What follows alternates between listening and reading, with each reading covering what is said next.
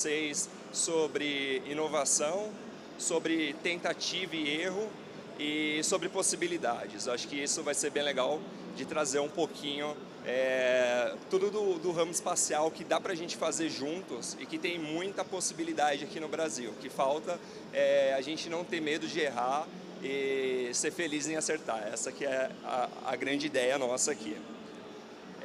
Quando eu falo um pouquinho para vocês de inovação, eu acho que a Pion é uma empresa que a gente criou. Eu vou falar um pouquinho sobre mim, sobre as empresas sobre o pessoal da empresa que trabalha comigo na Pion. E o grande ponto é que a gente tem a janela para o futuro. O que isso significa? Quando a gente criou a Pion, a gente queria fazer coisas novas para o setor espacial aqui no Brasil, que já existiam fora do país, em alguns locais, que estavam em desenvolvimento, só que aqui não tinha ainda. E olhando para o momento que nós estávamos, alguns anos atrás, que não tinha nenhum tipo de apoio, não tinha nenhum tipo de incentivo, a gente decidiu arriscar e fazer uma inovação. Eu vou falar um pouquinho dessas inovações para vocês, até a gente chegar no satélite, que é o Pion BR-1. E sempre pensando, se a gente começar hoje a desenvolver algo, a gente pode estar mudando o nosso futuro. Não só como ser humano, como empresa, mas a nossa sociedade aqui no Brasil. A gente gosta muito desde pequeno, né? Acho que muita gente tem aquele sonho de ser astronauta, ou de ser o próximo Von Braun fazendo um foguete. E eu vejo o pessoal aqui vestido de astronauta, é muito legal, porque a gente precisa de fato sonhar, transformar isso em uma meta, em realidade, né? Então, foi assim que a Pion nasceu, com esse objetivo, trazer inovação, porque ela é a janela para o nosso futuro. E falando um pouquinho de inovação, a gente também fala de outras coisas, né? Quando a gente fala de inovação, a gente fala de produtos novos, de serviços novos. Por exemplo, o satélite Pion BR-1 é uma inovação, né, que a gente vai falar lá na frente, mas quando a gente volta um pouquinho no passado, né, a nau dos portugueses foi uma inovação lá atrás, né, e foi com ela que foi possível ter o descobrimento, seja do Brasil, das Américas, enfim.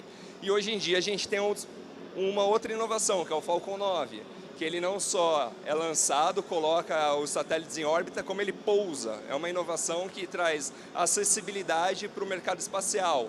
O Pion BR-1 só foi possível de ser lançado por conta da diminuição dos custos de lançamento.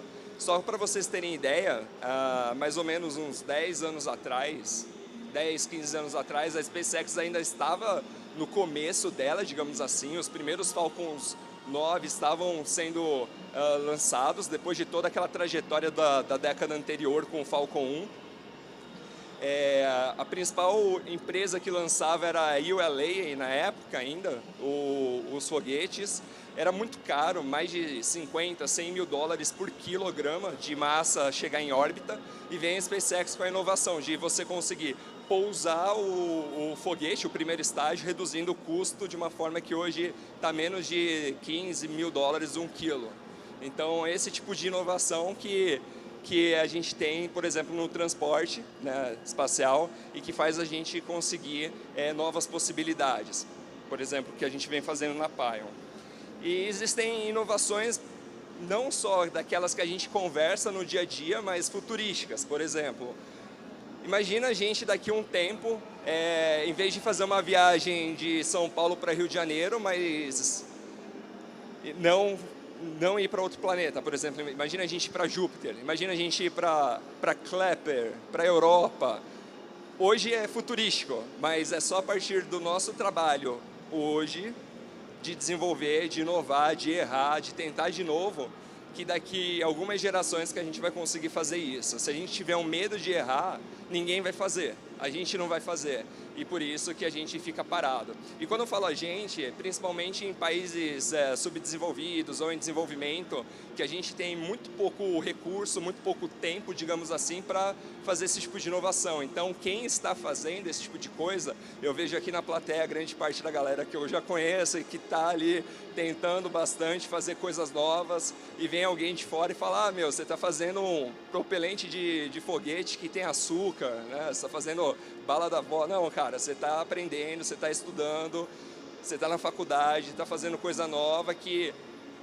E se tiver um estalo e você conseguir fazer algo novo, diferente, ou entrar numa empresa, seja na Pion, seja em outras empresas que são do setor e consiga inovar e trazer não só desenvolvimento tecnológico, mas desenvolvimento econômico para o Brasil. Então a gente tem que pensar dessa forma. Então a pesquisa ela é essencial. E quando a gente vê isso daqui parece uma loucura, né?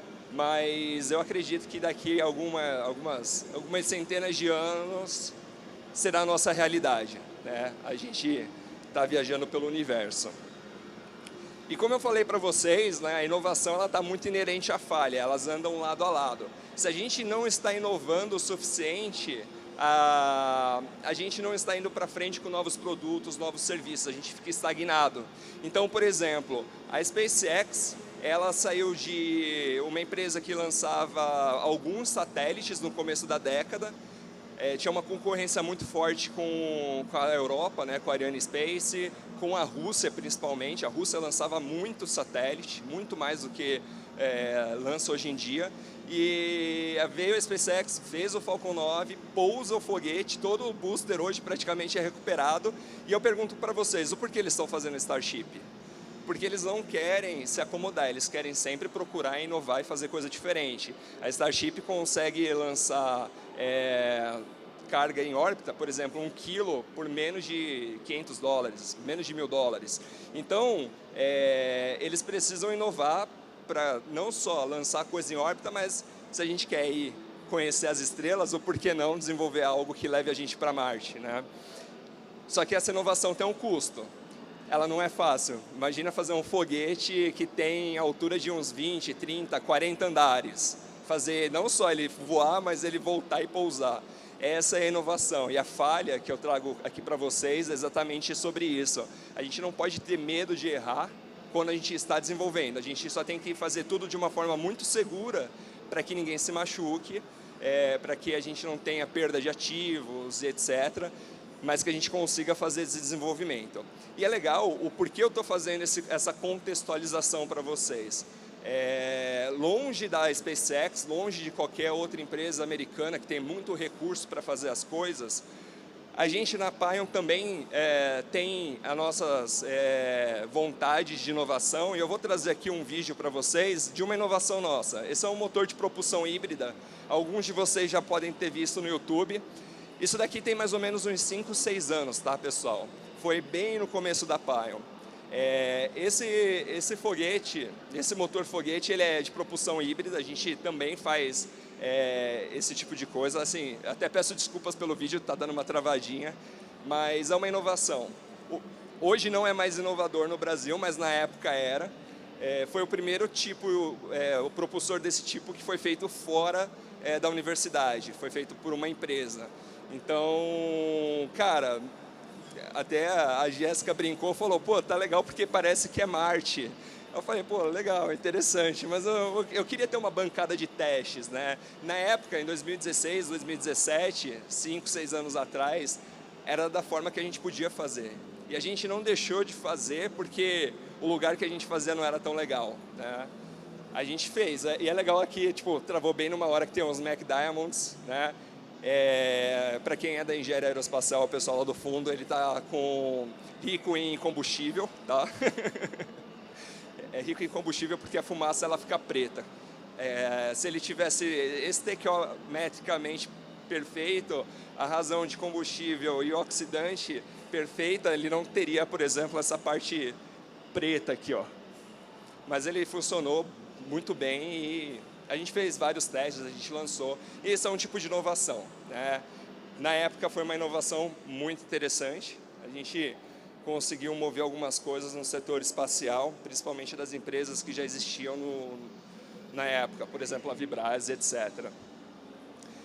E quando eu falo de inovação e aplicação, eu queria trazer aqui para vocês um pouquinho da empresa, né? Acho que para a gente falar do satélite, que é o nosso grande objetivo aqui, a gente precisa contextualizar como é a empresa. A gente gosta muito de propulsão de foguetes, a gente domina a propulsão híbrida, propulsão sólida também, e a gente já está andando bem com a propulsão líquida.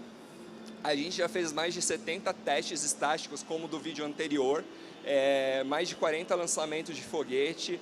Nesse exato momento, a gente está desenvolvendo um foguete chamado de Pion Educational Satellite Launcher, que é o PESL. Qual é o objetivo dele? A gente tem um satélite educacional, e esse satélite educacional que está em todos os estados do Brasil, já em várias escolas e universidades, ele serve para a pessoa ter uma base, os estudantes terem uma base de sensores, de módulo de eletrônica, de como gerenciar dados a bordo. É um kit de satélite, e a nossa ideia é transformar isso numa experiência. Qual que é a experiência?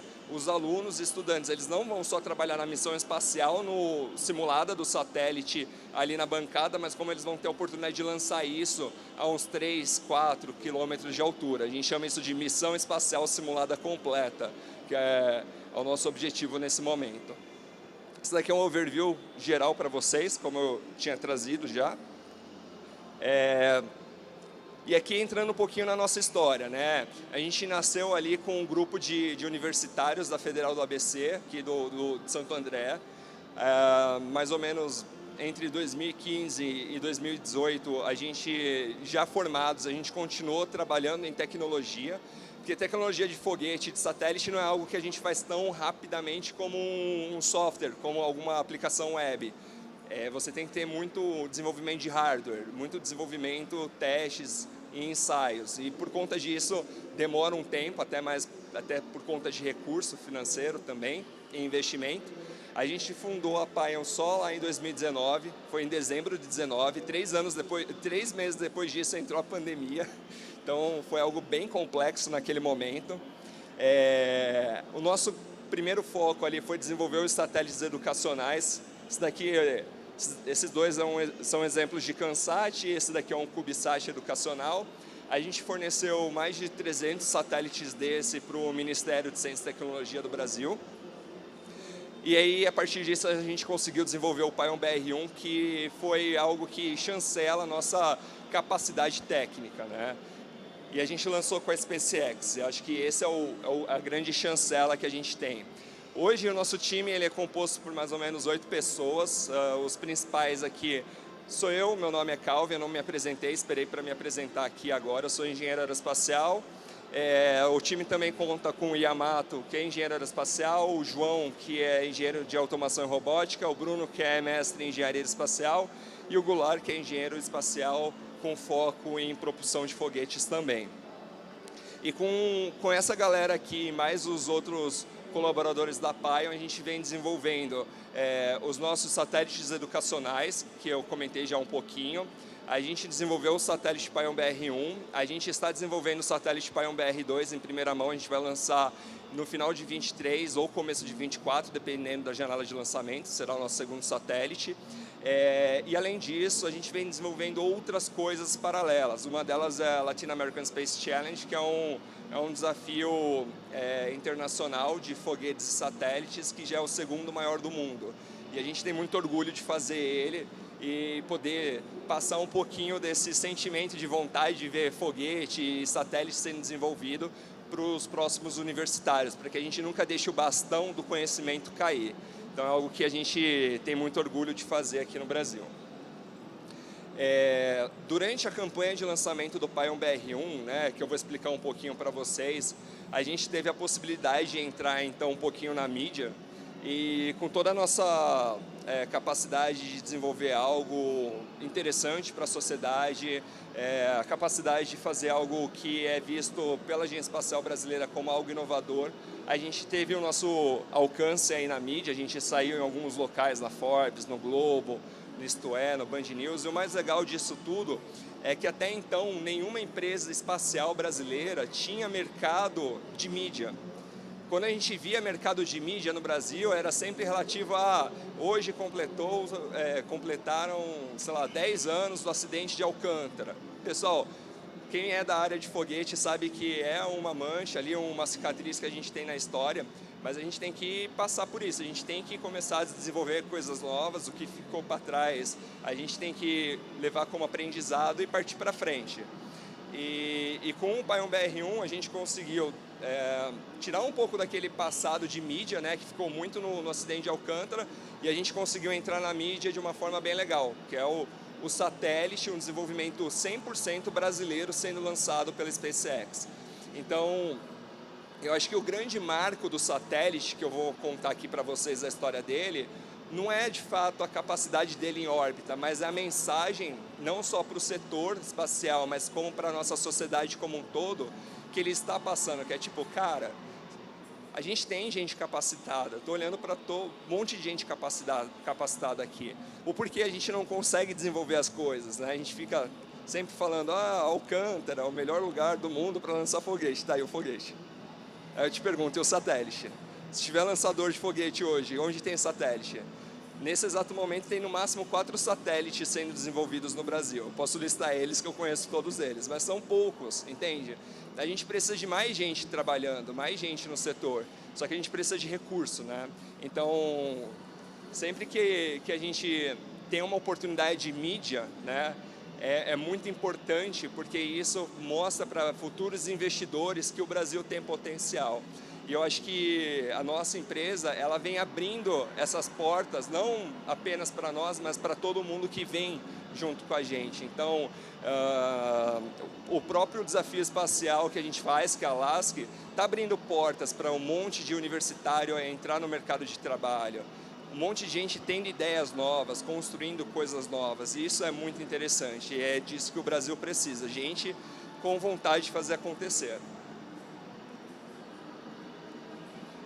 E aí, entrando na história da Pion, que eu contei um pouquinho para vocês, a gente começou lá em 2015, a nossa ideia era fazer um veículo lançador orbital, né? Só que, com o passar do tempo, a gente viu que a realidade ela é muito mais complexa. A gente veio desenvolvendo um motor de propulsão híbrida, depois disso a gente entrou com o lançamento desse foguete, e depois disso a gente se profissionalizou. A gente abriu a empresa, né, a startup, desenvolvemos os kits educacionais, criamos a LASC, apoiamos a OBSAT com mais de 300 satélites. É legal te falar que tem satélite que voa a 30 km de altura, desculpa, e tirou foto de São Paulo, tirou foto do Rio Grande do Norte. É muito legal porque a gente vê um desenvolvimento que a Pion, que o nosso setor que está aqui reunido, pôde ajudar a desenvolver. A partir de 2021, a gente assinou um memorando de entendimento para lançar o nosso primeiro satélite, de fato, o satélite real, que foi em órbita. E aí eu vou contar um pouquinho agora do objetivo do satélite, né? Que é a próxima parte. A gente tem ali a constelação, que é o nosso furo de reportagem, digamos assim, a brincadeira, mas a gente desenvolveu propulsão, a gente desenvolveu competição, kit educacional. E agora a gente entra de fato, a gente chama isso de pivotagem na parte de startups. A gente pivotou bastante e agora a gente entra na parte de constelação de satélite, né? O nosso grande objetivo é ter acessibilidade no campo, né? Então, hoje a gente tem 4G nas principais cidades, no interior, mas quando a gente vai para o agronegócio, bem no interior do Brasil, que move bilhões e bilhões do nosso PIB, lá não tem internet. Mas é óbvio que não tem internet, você só tem fazenda de grama, fazenda de soja, fazenda do sei lá o quê, enfim. Porque eu vou colocar antena de 4G para ter internet lá, não tem sentido. E não é o 5G que vai resolver isso. Então a nossa ideia é ter uma constelação de satélites que a gente consegue conectar os sensores de solo dentro das fazendas que emitem, por exemplo, os dados de temperatura, umidade. A gente tem um sensor que ele consegue identificar o NPK do solo, o nitrato, o potássio, enfim, o fertilizante, para saber se está com muito fertilizante, pouco fertilizante. E dessa forma, junto com a parte de sensoriamento remoto, a gente ajuda de 1 a 5% a melhorar a agricultura de precisão. Só que quando eu falo de 1%, 2%, eu não estou falando de pouco, eu estou falando de centenas de bilhões de dólares sendo economizados. Então é isso que faz a diferença na nossa visão econômica. E como que funciona essa parte do satélite, né? Como eu falei para vocês, onde a gente tem um principal fruto aí, que é o agronegócio, a gente não tem a conectividade, e é o Satellite as a Service, é o SaaS nesse caso, que a gente acha que vai contribuir para que a gente tenha esses dados, não em tempo real, mas que a gente consiga ter um monitoramento dos sensores. Acho que deu uma travada aqui. Mas a gente consegue monitorar os sensores e ter tomadas de decisão mais inteligentes. Por exemplo, será que eu estou gastando muita água na irrigação? Mas a água não é tão importante. Se eu diminuir a água e conseguir fazer esse ajuste, diminuir a água e ter uma safra maior do que eu poderia ter sem esse tipo de serviço. Eu vou contar um pouquinho do serviço para vocês. Eu só acho que o telão não funcionou há um tempo. Enquanto o pessoal dá um ajuste aí no telão, eu vou contando para a gente não perder o nosso tempo e impactar o próximo palestrante. Mas foi o seguinte, a gente tem essa ideia de conectar o agronegócio, né? Hoje a gente já tem constelações americanas e europeias, só que essas constelações são muito caras. Só como referência, a mais barata custa em torno de $25 por mês por sensor. Se a gente está falando de uma fazenda aí do tamanho de um estado praticamente, quanto isso vai custar? Se a gente tiver uma constelação 100% nacional, desenvolvida no Brasil por engenheiros brasileiros com suporte no Brasil, a gente tem o suprassumo, a gente tem um agronegócio que é gigantesco, a gente consegue casar essas coisas. Então foi com esse foco que a gente lançou o primeiro satélite, que é o Pion BR1. Ele o grande objetivo dele foi um demonstrador de tecnologia, né? Então pensa assim, nunca na história do Brasil alguém tinha desenvolvido um satélite dentro de uma empresa e com módulos e sistemas 100% brasileiros. Ele sempre tinha algum módulo comprado de fora. Então, o que a gente pensou foi, vamos tentar fazer tudo in-house, já pensando naquele Lean Manufacturing, redução de custo. A gente sabe que, como a nossa empresa foi criada 2-3 meses antes da pandemia, a gente já estava desenvolvendo durante a pandemia, a gente sabia do problema da supply chain, da cadeia de suprimentos, dos chips, né? Que a gente precisa de semicondutor para fazer por exemplo, o computador de bordo.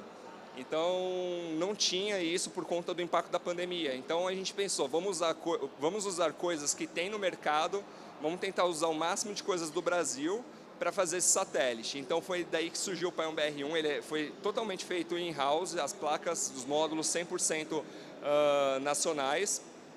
E o grande objetivo dele foi tentar fazer uma linha de desenvolvimento nacional em que a gente ia conseguir validar todas as etapas dentro de uma engenharia de sistemas de validação de um satélite. Então a gente desenvolveu o satélite, a gente fez o hardware, a gente fez o software, nós instalamos os painéis solares, nós testamos os painéis solares, nós validamos o sistema de comunicação, o sistema de atuação das antenas. Então, é um sistema que abre a antena, o satélite ele entra em órbita, a antena é disparada. São muitas inovações para uma equipe que acabou de ser criada, uma empresa acabou de ser criada, sabe? E a partir daí, a gente entrou na campanha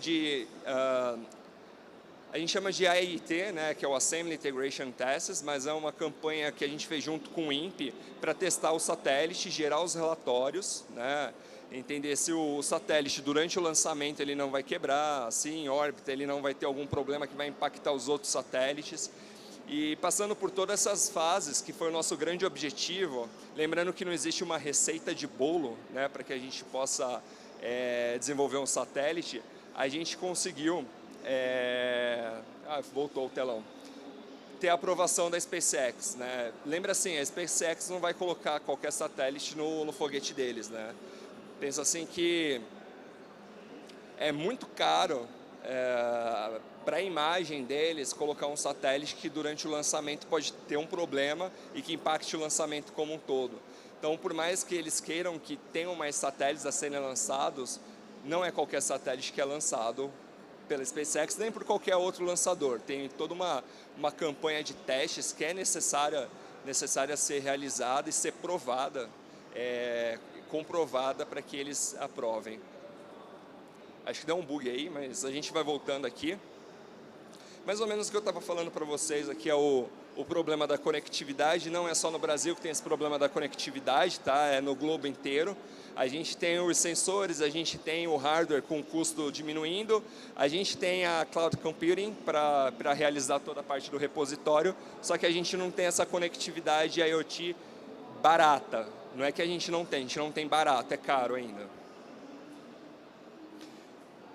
Esse daqui é só trazendo um pouquinho do mercado brasileiro para vocês. Eu não vou entrar muito no mérito, mas o mercado para esse tipo de satélite que eu estou comentando aqui, ele vai crescer até 2,3 bilhões em 2030, então um crescimento de 3 vezes no mínimo aí, o tamanho de mercado de satélites focados em IoT. E aí, voltando, né, o nosso objetivo dentro do Paion BR-1 era validar toda a cadeia de suprimentos, validar todo o nosso sistema para que ele pudesse chegar em órbita e ter o TRL. Para quem não conhece, o TRL é o nível de maturidade tecnológica alcançado. Normalmente um TRL 8 para cima é ótimo, sabe? 8 e 9. E o nosso objetivo foi sair de um projeto que tinha TRL 1, 0 ou 1 e chegar até o 9 em 7 meses. É uma coisa que a gente não falou na mídia, né? Mas falando aqui com vocês, a gente começou o projeto e a gente lançou em 7 meses o satélite. Então, um tempo recorde também, não só ser a primeira startup, não só ter lançado com a SpaceX, mas também por ter feito um satélite em 7 meses. Esse é aprovado não só pela SpaceX, mas pelos parceiros. E com o objetivo de fazer esses testes de validação do processo de desenvolvimento do satélite, pensa assim, se eu vou fazer uma constelação de satélites, uma constelação de 15, 20 satélites, que é o que a gente vai desenvolver, o próximo que eu comentei para vocês é entre 23 e 24. A grande ideia é como que eu consigo ir melhorando os nossos satélites e melhorando a minha fabricação desses satélites, reduzindo o meu tempo de fabricação e trazendo mais inovações. Quem sabe uma comunicação a laser entre satélites. A gente não vai fazer isso, tá? Mas por que não, sabe? Então, esse foi o grande objetivo do Paion BR-1, provar a nossa capacidade de entender como que funcionava o lançamento do satélite. Até então, nenhuma empresa brasileira tinha lançado um satélite. E aí, o que o Paion BR-1 fez? Ele está trazendo todo um histórico de voo para que a nossa constelação, quando ela estiver operando, a gente consiga trazer o satélite como um serviço, trazendo a conectividade segura e acessível, confiável, eficiente e acessível. Ou seja, nosso objetivo é de fornecer os dados a R$ 5,00 por equipamento por mês. Ou seja, muito mais baixo do que os concorrentes internacionais e de forma econômica e sustentável. Como eu falei para vocês da nossa constelação, a gente vem trabalhando em alguns estudos, né? Hoje nossa constelação está com 14 satélites projetado, tá? A gente quer lançar 14 satélites ainda nessa década. Aqui é um pouquinho de como funcionaria algumas visões, tá? Para quem não é muito da área de dinâmica orbital. Aqui a gente tem um plano orbital, então o que acontece? A órbita, ela tem uma inclinação, normalmente essa inclinação aqui, que é essa verde, a gente chama de órbita heliosíncrona. Ela está numa inclinação no eixo em relação ao Equador de mais ou menos 97 graus. Aqui a gente já tem 3 planos orbitais. O que acontece? Eu posso ter centenas de satélites no mesmo plano orbital, mas por conta da rotação da Terra, pode ser que eu fique várias horas, ou quem sabe até um dia, sem ter captação de dados no território alvo, por exemplo. Então, o que acontece? Para quem curte a Starlink, vocês vão ver que eles vão diferenciando planos orbitais. Então, aqui é um exemplo, um plano orbital, 3 planos orbitais, e aqui na esquerda, 5 planos orbitais.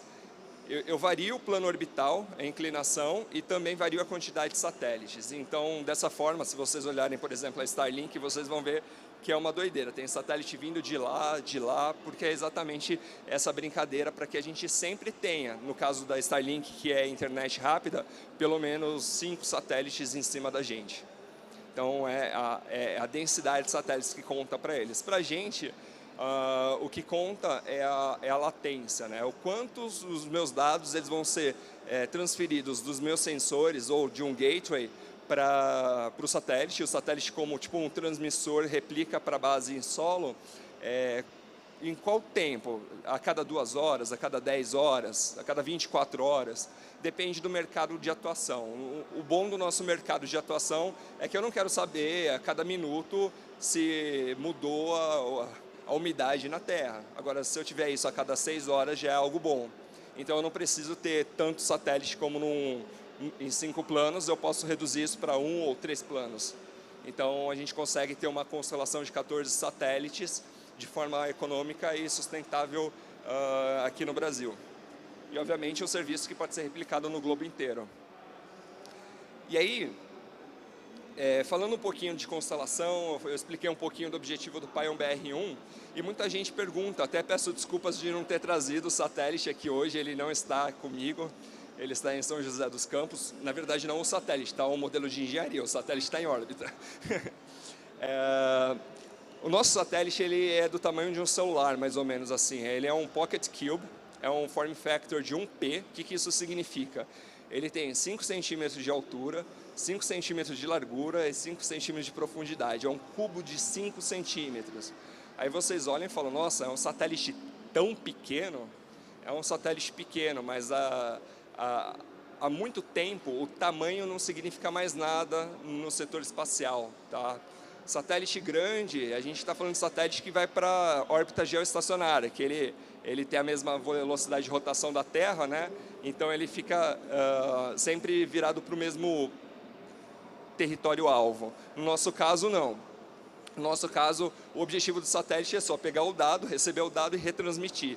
Então, por conta disso, o tamanho não é documento nesse caso aqui, e independentemente disso, do tamanho, dimensão, nosso grande objetivo, como eu falei para vocês, independentemente do tamanho, por exemplo, um Hubble Space Telescope ou o nosso Pion BR-1 em escalas proporcionais, de 11 toneladas a 250 gramas.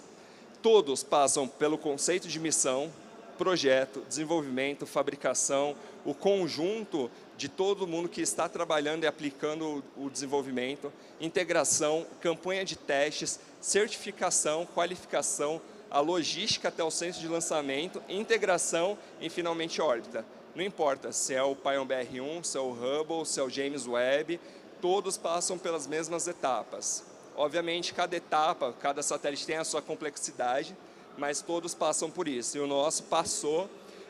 Até legal comentar aqui na parte de certificação e qualificação, não existe uma receita de bolo, como eu falei, não existe receita de bolo para fazer o satélite, não existe receita de bolo para desenvolver a campanha de qualificação, e meio que a gente conseguiu fazer isso, a gente desenvolveu todo um processo interno, a gente juntou esse know-how e a gente conseguiu fazer tudo isso com o apoio do INPE, né, o Instituto Nacional de Pesquisas Espaciais, e de outros parceiros, em que a gente teve em tempo recorde de aprovação, por exemplo, da SpaceX. É legal de comentar que eles elogiaram o nosso satélite.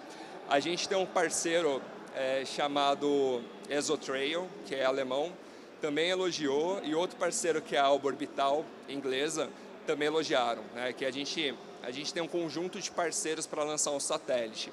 Um satélite como o nosso, ele não pode ser lançado direto com a SpaceX, você tem que ter os parceiros. Como que vai ser inserido em órbita, você precisa de um deployer, enfim.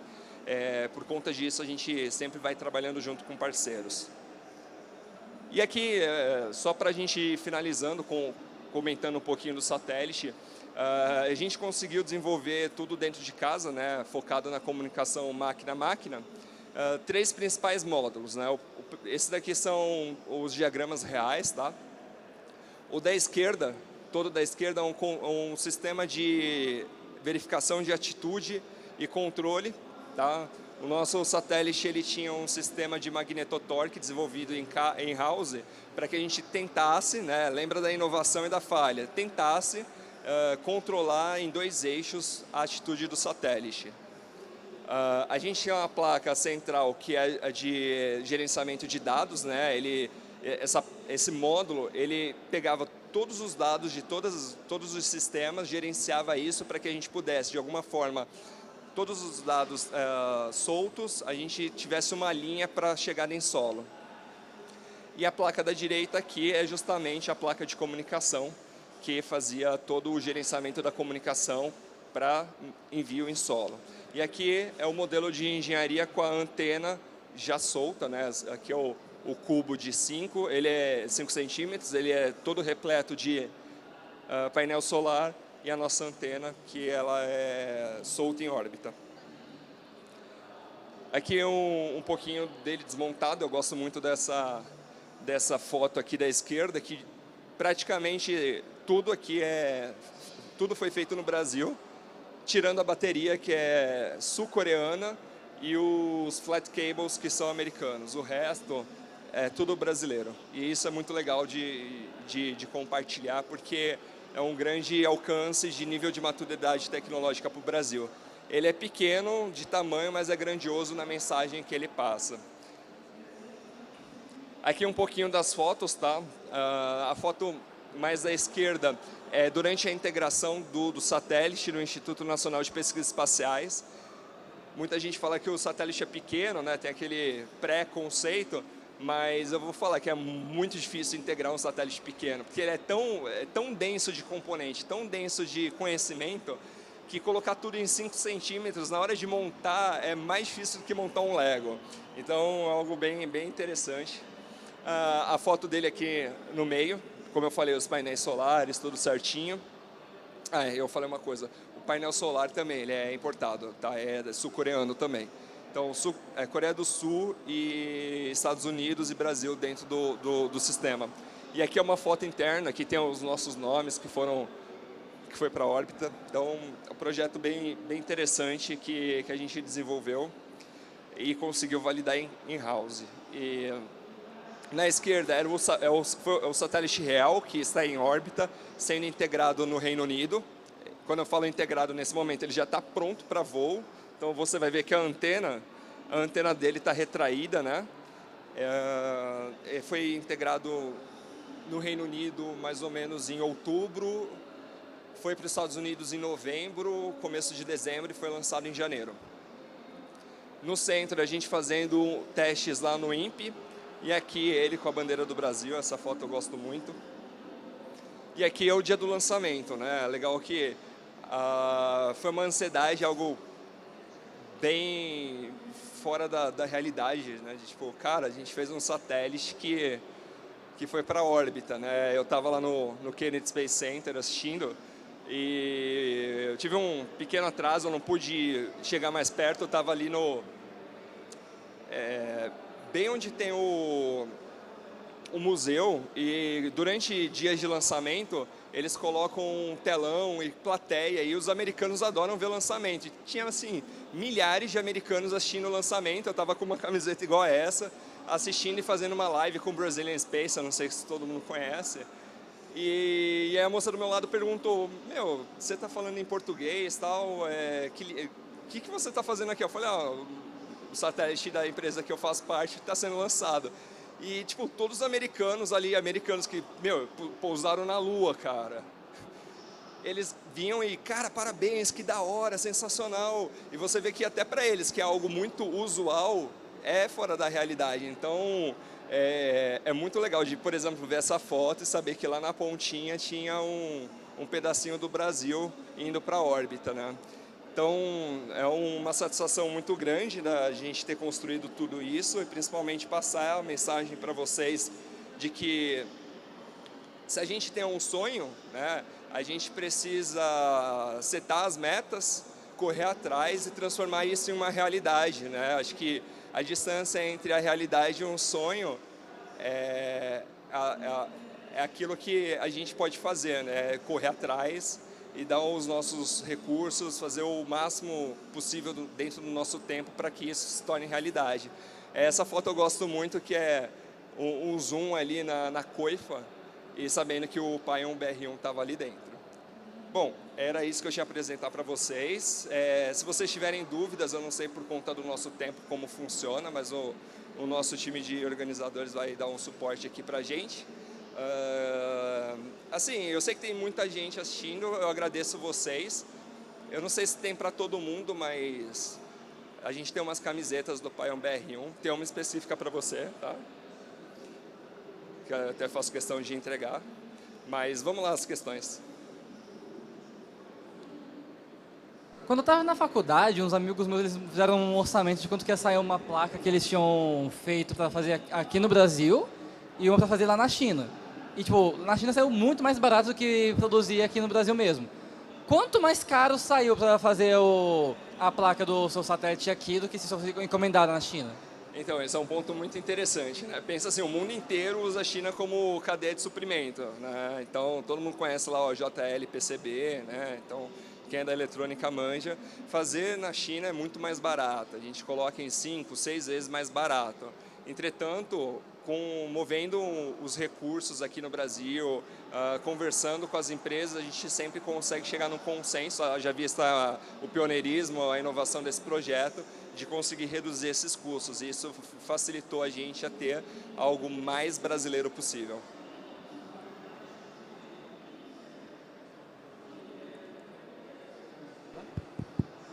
Agora sim.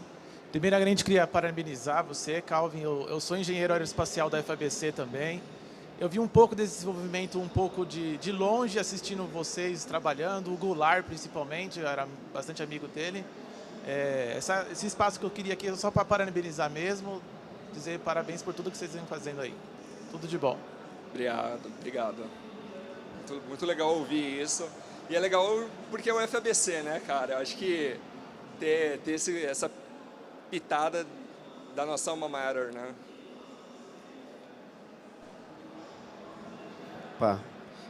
Primeiro, parabenizar pelo satélite. O Pion BR1, ele tem algum meio de se comunicar com a gente aqui na Terra ou é um projeto futuro? Não, o Pion BR1 ele já fez a missão dele, né? Ele entrou em órbita no dia 13 de janeiro de 2022. Ele tinha uma vida bem curta, estimada pela Pion, e o tempo total do satélite, mesmo inativo, é de 2 anos. Então, menos de 2 anos ele reentra, né? O ponto de comunicação ele foi feito já com a gente durante vários meses. Nesse momento ele já não opera mais, tá?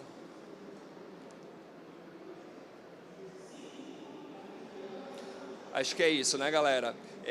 Se a organização me permite, eu só queria, por favor, fazer uma entrega aqui. Vim acompanhando há muito tempo. É um presentinho.